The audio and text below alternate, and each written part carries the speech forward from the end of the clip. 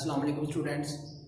हम पढ़ रहे हैं फिजिक्स का क्लास का चैप्टर हमने स्टार्ट किया था, chapter number 10 simple harmonic motion. उसमें आज हम कुछ इंपॉर्टेंट फीचर्स की बात करेंगे कि सिंपल हार्मोनिक मोशन के लिए कौन सी ज़रूरी शराइत है कि एक बॉडी जो सिंपल हार्मोनिक मोशन करती है उसके लिए ज़रूरी शराइत वो कौन कौन सी है। तो उसमें सबसे पहली शर्त ये है कि a body executing simple harmonic motion always vibrate about a fixed position, कि कोई भी बॉडी जो सिंपल हार्मोनिक मोशन कर रही होती है वो एक जो फिक्स पोजीशन होती है उसके गिर्द जो है वो वाइब्रेट करनी चाहिए।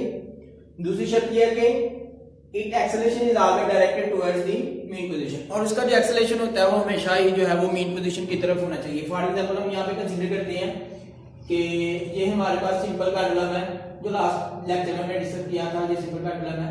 अगर हम देखें कि ये बॉडी अगर हम इसको ए पॉइंट पे लाके छोड़ देते हैं, इसका मैथ सहमत तो यहाँ पे आएगी, तो ये बी पॉइंट की तरफ जो इस तरह से जो है वो मूव करेगी, बी पॉइंट की तरफ इस तरह से कंटिन्यूअसली जो है वो मूव करेगी। किस वजह से? डिस्टोरिंग फोर्स की वजह से। और यहाँ पे जो बॉडी होगी उसमें जो एक्सेलरेशन होगा उसकी जो डायरेक्शन होगी वो हमेशा मेन पोजीशन की तरफ होगी, और बॉडी जो होगी वो इस पोजीशन होगी तरफ जो बार बार जो अपनी मोशन जो है वो दोहराएगी। The magnitude of acceleration is always directly proportional to the its displacement from the mean position, और बॉडी में जितना एक्सेलरेशन जो है प्रोड्यूस होता है वो मेन पोजीशन से जितना डिस्प्लेसमेंट होता है, यानी कि यहाँ पे कंसीडर कर लेते हैं ये x है, यहाँ से यहाँ तक x है, तो इसकी जो मिकदार होगी यानी कि एक्सेलरेशन जो होगा वो डायरेक्टली प्रोपोर्शनल होगा माइनस x के, यानी कि बॉडी में जितना भी एक्सेलरेशन प्रोड्यूस होता है उसकी जो मिकदार होती है वो डिस्प्लेसमेंट के डायरेक्टली प्रोपोर्शनल होती है मेन पोजीशन। और यहाँ पे ये देखिए ये लिखा है acceleration directly proportional minus x, यानी कि माइनस का साइन ये इंडिकेट करता है कि इसकी जो डायरेक्शन है वो हमेशा मेन पोजीशन की तरफ होती है। In velocity is maximum at the mean position and zero at the extreme position, कि हम कंसीडर कर लेते हैं यहाँ पे जो है जब हम यहाँ पे लाके इसको छोड़ेंगे तो बॉडी थोड़े से टाइम के लिए यहाँ पे ठहरेगी। ठहरने की वजह से क्या होगा कि बॉडी की जो वेलोसिटी होगी वो यहाँ पे जीरो हो जाएगी, और जब हम इसको यहाँ पे फ्रीली छोड़ देंगे तो ये मेन पोजीशन पे आके इसकी जो वेलोसिटी होगी वो मैक्सिमम वेलोसिटी हो जाएगी मेन पोजीशन पे। यही अगर हम एक एग्जांपल कंसीडर कर लें मैथ स्प्रिंग सिस्टम में भी, बॉल और बॉल सिस्टम में भी, तो यही सेम कंडीशन जो है वो होंगी कि बॉडी की जो वेलोसिटी होगी वो मेन पोजीशन पे ज्यादा से ज्यादा होगी और एक्सट्रीम पोजीशन पे जो है वो जीरो होगी।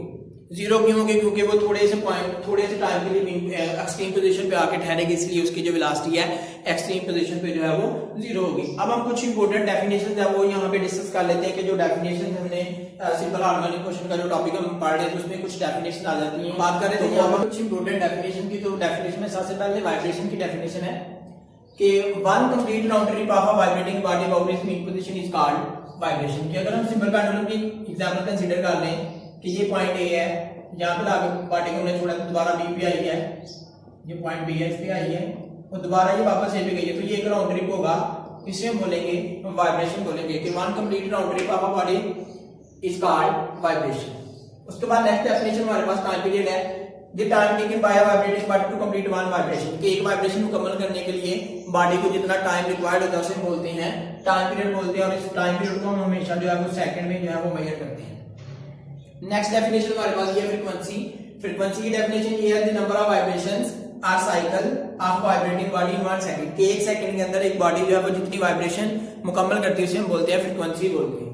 It is a reciprocal of a time period, और इसे हम जो है रेसिप्रोकल ऑफ टाइम पीरियड भी बोलते हैं, और इसको हम जो है इसका यूनिट जो है वो पर सेकंड होता है, पर सेकंड यहाँ हर्ट्ज भी हम इसको बोलते हैं कि एक साइंटिस्ट हर्ट्ज उसने जो फ्रीक्वेंसी की टर्म इंट्रोड्यूस करवाई थी उसके नाम पे इसका जो यूनिट है हर्ट्ज। लास्ट डेफिनेशन है एम्पलीट्यूड।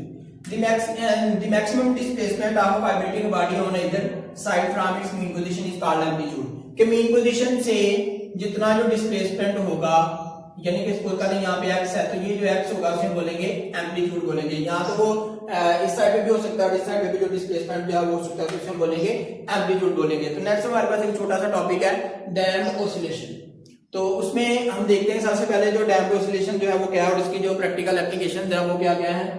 तो डैम्प्ड ऑसिलेशन की डेफिनेशन ये है the oscillation of a system in the presence of some resistive force, the oscillation of a system in the presence of some resistive force, कि किसी जिस्म की किसी मुज़ाहमती फोर्स के ज़रिए असर उसकी जो ऑसिलेशंस होंगी उसे हम बोलेंगे डैम्प्ड ऑसिलेशंस बोलेंगे। नेक्स्ट ये है कि इसकी जो प्रैक्टिकल एप्लीकेशन है डेली लाइफ में बहुत ज्यादा इंपॉर्टेंट है। Shock absorber in automobiles are practical application of damped oscillation या डैम्प्ड मोशन, के जो ऑसिलेशंस हैं किसी भी गाड़ी के अंदर जो हम बैठते हैं तो उसके जो शॉक होते हैं, सिंपली बोलते हैं शॉक, तो उसकी डैम्प्ड ऑसिलेशन की एग्जांपल है शॉक है। तो तकरीबन कोई भी गाड़ी ऐसी नहीं होगी जिसके अंदर जो है वो ये डैम्प्ड ऑसिलेशन जो है वो नहीं हो रही होगी, यानी कि शॉक अब्जॉर्बर होंगे। अगर आप देखेंगे इसकी जो डायग्राम की है कि जो ही टाइम जो है वो गुजरता है तो इसका जो एम्पलीट्यूड जो है वो कम होता जाता है। कि अगर एक बॉडी जो है वो पहले मूव करती जा रही है तो जब हम उसकी स्पीड जो है आस्ता आस्ता स्लो कर देंगे, स्पीड स्लो करने की वजह से क्या होगा, गाड़ी आस्ता आस्ता रुक जाएगी, तो उसका जो एम्पलीट्यूड जो है वो भी आस्ता आस्ता जो है वो कम होता जाएगा। तो ये डैम्प्ड ऑसिलेशन है जिसकी प्रैक्टिकल एप्लीकेशन में आइडियल लाइन बहुत ज्यादा इंपॉर्टेंस है। तो ये आज का हमारा टॉपिक था जिसमें हमने डिस्कस किया कि कुछ इंपॉर्टेंट डेफिनेशन थी और कुछ जरूरी शराइत थी जो एक बार सिंपल नॉर्मली क्वेश्चन कर दिया। Thank you.